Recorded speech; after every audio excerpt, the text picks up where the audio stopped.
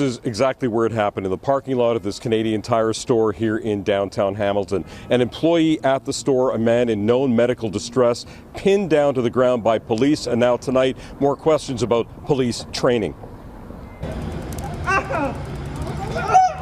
A man on the ground receiving an electric shock from a taser from Hamilton police officers.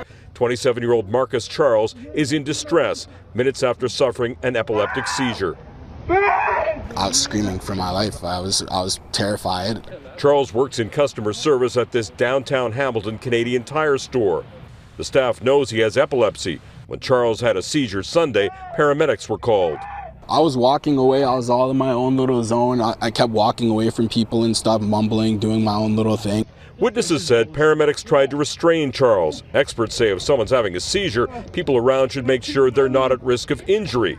Later, police were called. Officers used force and a taser on Charles. My heart goes out to Marcus because, it's not his fault. The incident with police on top of him left Charles with injuries to his wrists, his arms, and his face.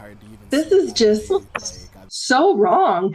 The police were told this was a seizure. He wasn't violent. He should not be charged. This man is a family man. He just wanted to go home for his daughter's birthday. His partner arrived at the store as the incident was ending.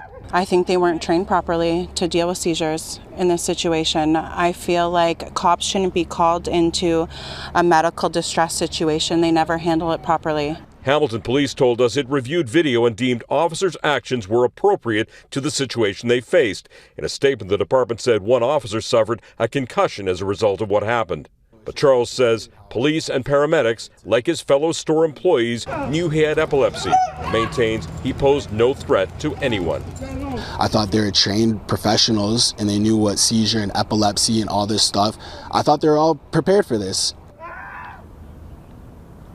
Marcus Charles told me he's had a seizure disorder for the past 5 years. Nothing like this has ever happened to him before. He said his employer and his fellow employees have been very supportive, but that call to paramedics leading to that call to police has been very costly, including, he says, 3 charges alleging assault against him that he'll have to fight in court.